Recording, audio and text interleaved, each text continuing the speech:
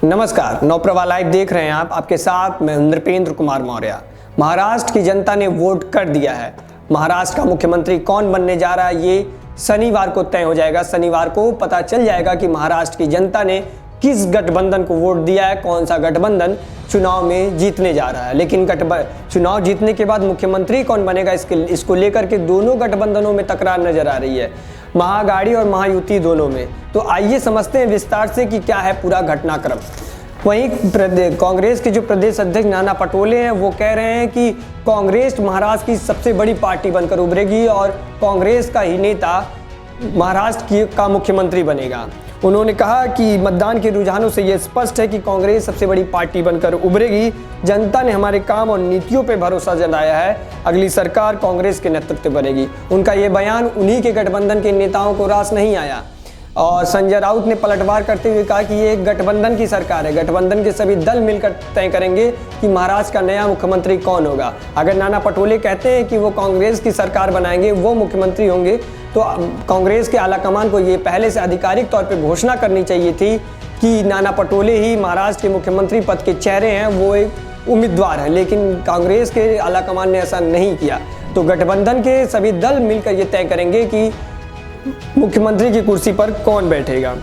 उसके बाद दूसरी ओर जब हम महायुति की बात करेंगे, जिसमें भाजपा, अजीत पवार और एकनाथ शिंदे की शिवसेना की ग्रुप है, वो उनको लेकर के अलग खींचतान है। बीजेपी कह रही है कि देवेंद्र फडणवीस हमारे लिए मुख्यमंत्री के सबसे बड़े उम्मीदवार हैं। उन्होंने कई सालों तक महाराष्ट्र को संभाला है, उनके पास अनुभव है, वो महाराष्ट्र के लिए अच्छा करेंगे। लेकिन वहीं शिवसेना के विधायक और प्रवक्ता संजय सिरसाट कह रहे हैं कि विधानसभा चुनाव जो है वो एकनाथ शिंदे के चेहरे पर लड़ा गया। तो एकनाथ शिंदे जो हैं वो मुख्यमंत्री के उपयुक्त उम्मीदवार हैं। वो एक तरीके से एक अघोषित उम्मीदवार इस गठबंधन के मुख्यमंत्री के लिए। मैं उनको कोट कर उनका बयान आपको सुनाना चाहूँगा। उन्होंने कहा कि मतदाताओं ने शिंदे जी के नेतृत्व को स्वीकार किया है। जनता ने उनके कामों पर भरोसा जताया है। हमें पूरा विश्वास है कि अगला मुख्यमंत्री भी एकनाथ शिंदे ही होंगे। लेकिन बीजेपी के नेता अलग अलग राय रख रहे हैं। उनके बीजेपी के नेता प्रवीण दरेकर ने कहा कि अगर मुख्यमंत्री बीजेपी से बनता है तो देवेंद्र फडणवीस से बड़ा कोई चेहरा नहीं है।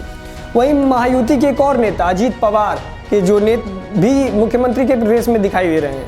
एनसीपी के नेता अमोल मितकरी ने कहा कि उनकी पार्टी इस बार किंग मेकर की भूमिका निभाएगी। कोई भी गठबंधन जीतते, चाहे महायुति या महाअघाड़ी, अजीत पवार मुख्यमंत्री के उपयुक्त हैं और वो एक योग्य और अनुभवी व्यक्ति हैं। उन्होंने कहा कि नतीजे जो भी हों, एनसीपी किंग मेकर रहेगी। अजीत पवार जी का अनुभव और नेतृत्व राज्य के लिए फायदेमंद होगा। मुख्यमंत्री पद के लिए उनका नाम सबसे उपयुक्त है। अब इसी बीच हम बात करते हैं एग्जिट पोल पर। तो कई एग्जिट पोल ये इशारा कर रहे हैं कि इस बार महाराष्ट्र में महायुति की सरकार बनने जा रही है, फिर से वो सरकार बरकरार रहने जा रही है। उनमें से कई एग्जिट पोल ने ये भी दिखाया कि महाविकास अघाड़ी की सरकार रहेगी।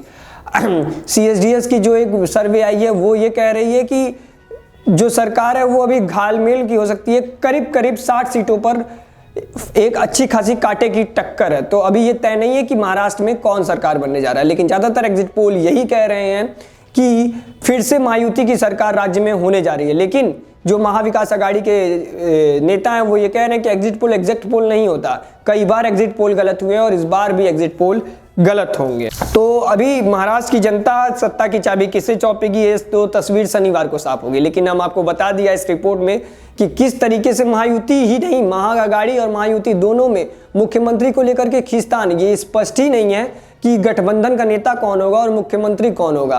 मुख्यमंत्री को लेकर के दोनों गठबंधन एक दूसरे से लड़ रहे हैं। तो ये तय नहीं कर पा रहे कि मुख्यमंत्री का फैसला क्या होगा। तो ये और रोचक हो जाएगा जब सरकार बन जाएगी, ये देखने के लिए कि किस पार्टी का मुख्यमंत्री बनता है। क्या एकनाथ शिंदे मुख्यमंत्री होते हैं, देवेंद्र फडणवीस मुख्यमंत्री होते हैं, या कोई नया चेहरा सामने आता है जैसे बीजेपी हर बार आजकल के चुनाव में कर रही है, या अजीत पवार जैसे नाम, नाना पटोले जैसे नाम उभरते हैं। तो इन सभी सवालों के जवाब हमको कुछ घंटों में मिलने वाले, कुछ समय बाद मिलने वाले। ये तय होने वाला है कि महाराष्ट्र में कौन सी गठबंधन जीत रही है। कांटे की टक्कर है तो क्या अजीत पवार किंग मेकर की भूमिका निभाएंगे। सारे समीकरण को हम लोग समझेंगे चुनाव के नतीजे आने के बाद। तब तक के लिए आप पल पल के अपडेट्स के लिए जुड़े रहिए नवप्रभा लाइव पर और हमें कमेंट बॉक्स में बताते रहिए कि आपको हमारा शो कैसा लगा। धन्यवाद, नमस्कार।